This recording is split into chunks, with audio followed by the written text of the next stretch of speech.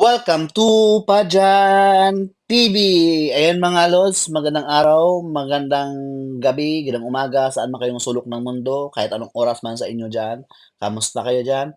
Ito nga mga lod, representing the Nilapuhan. Alam niyo ba lods kung anong Nilapuhan? Kung Bisaya ka, makakaintindi ka nito at maintindihan mo ito kung anong luto ito.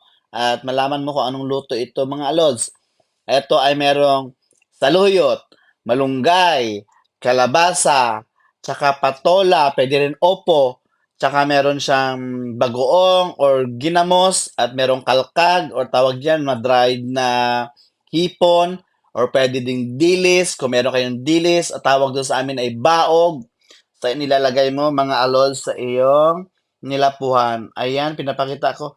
Of course, alam mo ba kung paano lutuin yan mga lods? May kalabasa nga pala yan lods ha.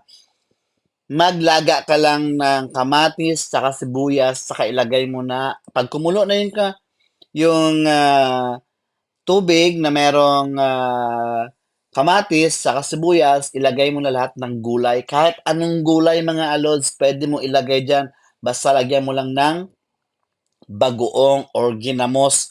Kasi yan talaga ang tinatawag na nilapuhan. Hindi ko lang alam kung ano ang tawag sa inyo niyan mga alods.